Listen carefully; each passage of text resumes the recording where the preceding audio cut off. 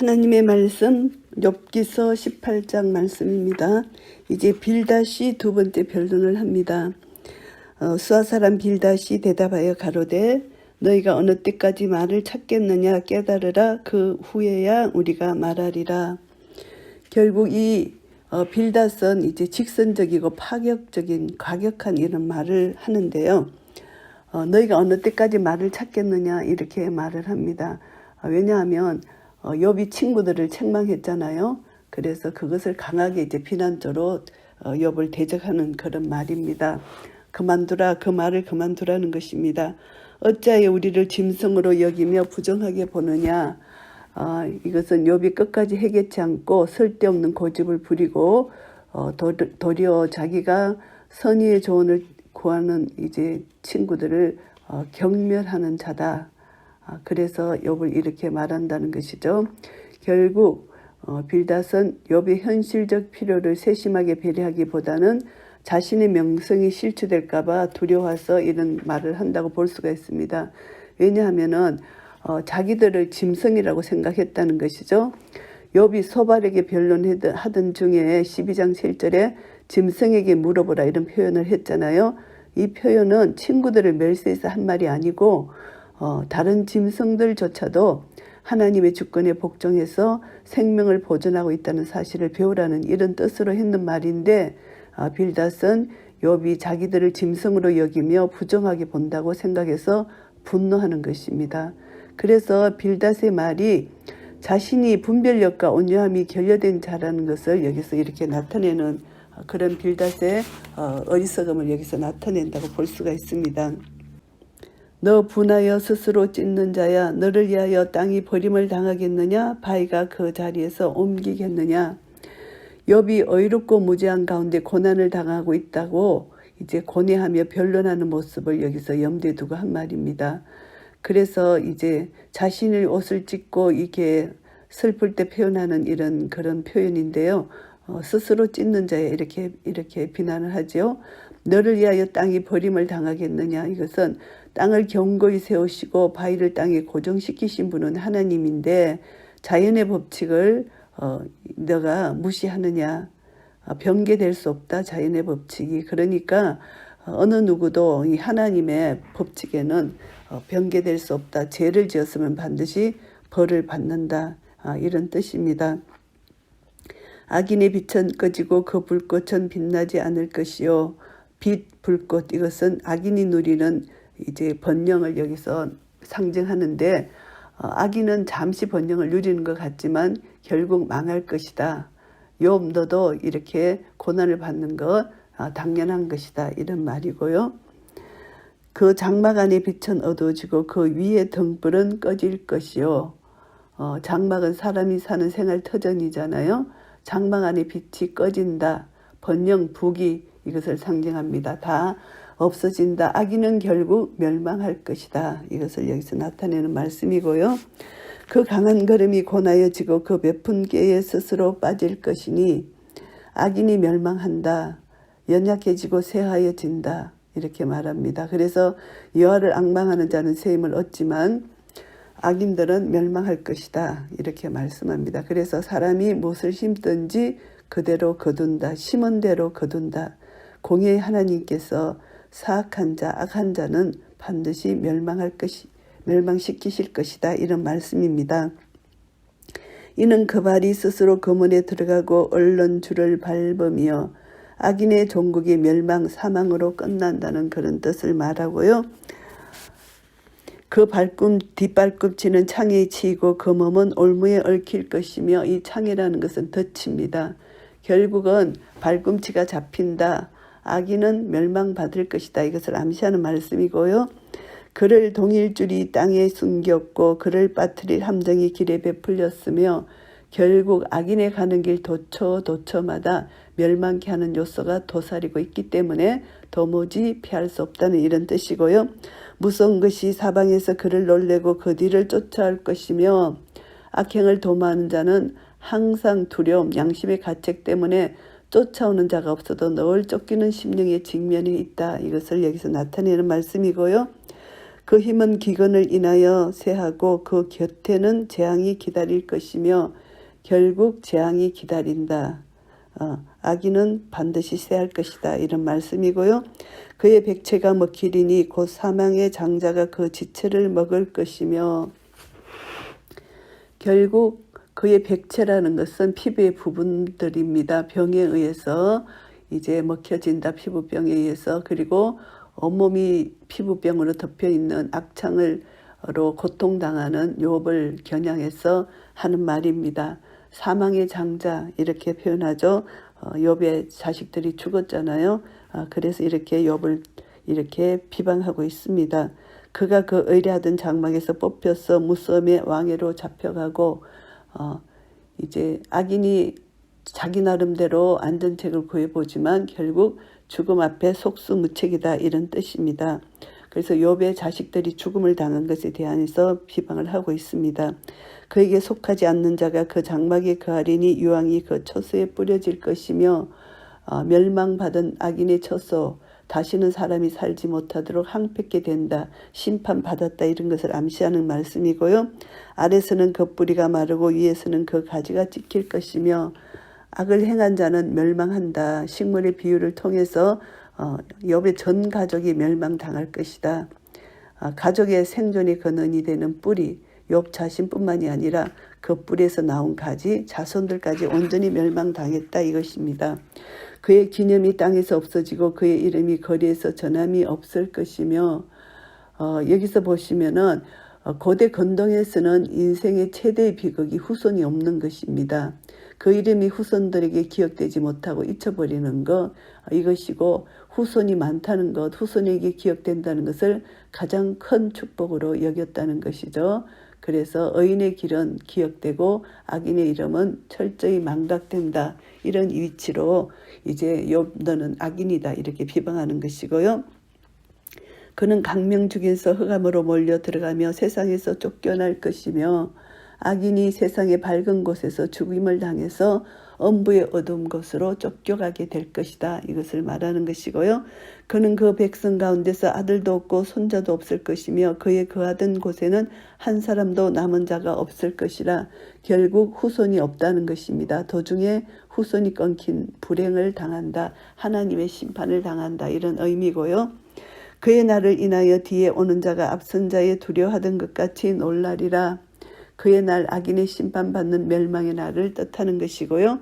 불의한 자의 집이 이러하고 하나님을 알지 못하는 자의 처소도 그러하니라. 결국은 빌닷은 욥이 바로 멸망에 처할 수밖에 없는 불의한 자라고 단정하고 있습니다. 결국 욥의 말은, 이 빌닷의 친구의 말은 욥의 형편과 처지를 모르고 하나님을 모르고 하는 말이죠.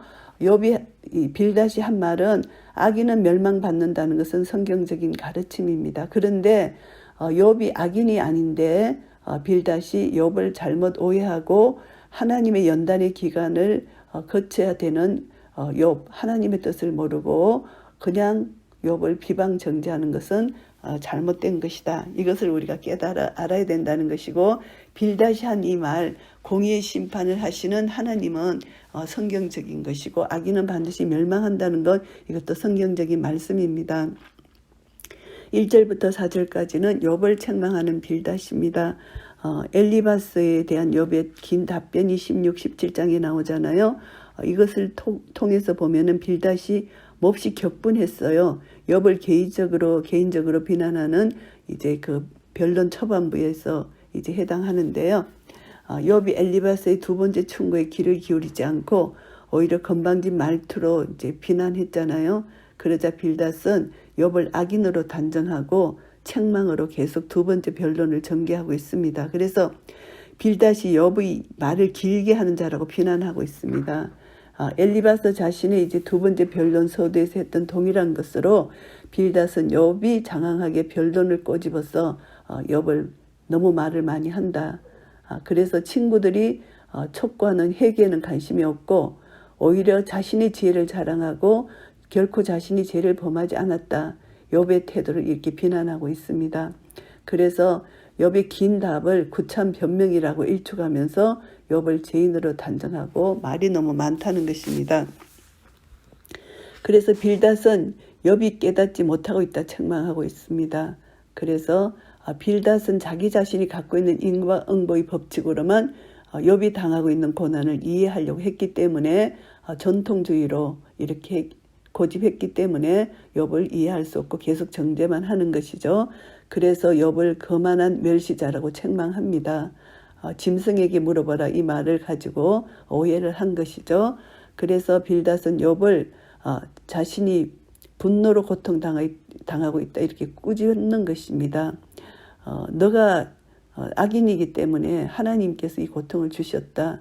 이 고난의 책임은 너에게 달려있다. 이렇게 계속 비난을 하는 것입니다. 욥이 회개치 않고 계속 이제 너는 하나님께 친구들에게 이렇게 계속 따지고 네가 왜 이렇게 고난을 받는 데 대해서 모르는 것을 계속 말을 많이 하니까 너는 정말 악인이다. 이렇게 말하는 것이죠. 그래서 빌닷의 책망을 보면은 인과응보적 전통적 견해 이것으로 계속 잘못을 저지르고 있는 것입니다.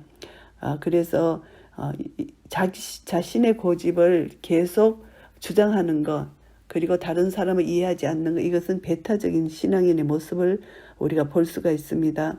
우리는 이것을 통해서 그리스도의 성품을 닮은 성도들은 상대방의 말을 배척하기보다는 주의 깊게 경청하고 그 진리를 먼저 파악한 후에 정말 그 사람을 사랑해서 충고해 주는 것은 좋지만 분을 가지고 친구를 오해하고 이렇게 자기 주장만 세우는 빌닷의 모습은 정말 잘못됐다. 우리는 알 수가 있고요. 5절부터 21절까지는 악인이 당할 고난에 대해서 말합니다. 악인들이 당하게 될 고통, 파멸의 모습을 묘사하는데요. 이것을 악인이 욥이라고 생각하고 욥을 비난하는 그런 모습입니다. 이런 표현들을 보면은 빌닷이 빛과 등불 그리고 악인의 등불, 악인의 장막에는 불이 없다.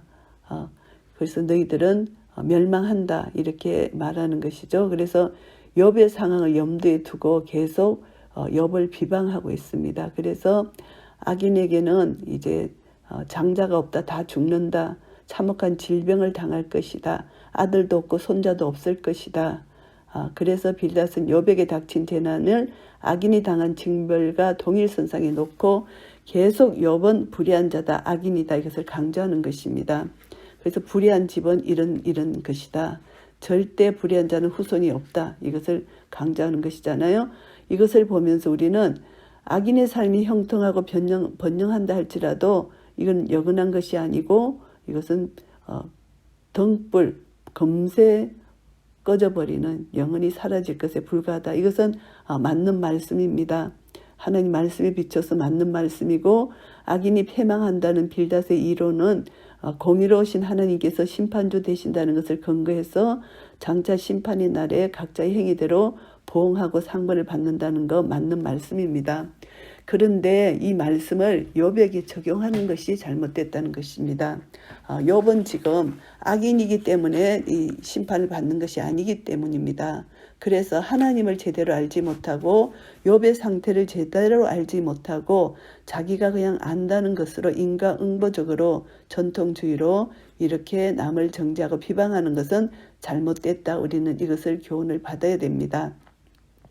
그래서 우리는 다시 한번 하나님 앞에 서서 하나님을 경외함으로 두렵고 떨므로 하나님 앞에 서서 하나님 말씀을 먼저 받고 하나님 뜻을 먼저 알고 상대방을 비방 정죄하지 말고 상대방의 어려움을 위로해주고 사랑으로 덮어주는 이런 자의 자세가 될 때 하나님께서는 우리 모든 삶을 통해서 기쁘게 받으신다는 것을 우리 깨닫게 됩니다. 그래서 하나님의 하나님 되심을 우리가 인정하고 내가 이해할 수 없고 내가 풀어지지 않는 어떤 상황과 형편을 내 생각과 판단으로 절대 그것을 판단해서는 안 된다. 이것을 다시 한번 교훈받고요. 우리는 모든 세상 만물을 주관하시고 통치하시는 하나님 앞에 우리는 모르는 것이 너무나 많습니다. 우리가 하나님을 안다고 하지만 정말 모래 한 알에 비유해서 그 정도밖에 하나님을 모르는 것이죠. 그러니까 우리는 날마다 겸손하게 하나님 말씀을 통하여 먼저 자기 자신을 말씀에 비춰서 하나님 앞에 하나님과 교제함으로 하나님 형상을 닮아가고 내 속에 계신 예수 그리스도, 내 안이 성전이잖아요. 내가 예수 그리스도 안에 있고 예수님이 내 안에 계심으로 이미 나는 십자가에서 예수님이 돌아가셨을 때 나도 죽었습니다. 그리고 예수님 안에서 이제 부활했습니다. 부활 생명을 가진 자는 이제 죄와 사망의 법에서 해방되어서 생명의 성령의 법으로 살아야 된다는 것입니다. 하나님의 영으로 인도함을 받는 그들이 곧 하나님의 아들이라 말씀해 주셨잖아요. 그래서 우리는 하나님의 자녀로서 성령님의 인도함을 받아 한 걸음 한 걸음 나아갈 때 주의 말씀은 내 발의 등이요 내 길의 빛이 되셔서 우리를 진리의 길로 인도해 주시고 가장 선한 길로 인도해 주시고 다른 사람에게 빛과 소금의 직분을 감당할 수 있도록 은혜 내려주시고 지혜와 힘과 능력을 공급해 주실 것입니다. 이런 은혜가 우리 모두에게 있으시기를 예수 그리스도 이름으로 축복합니다. 아멘.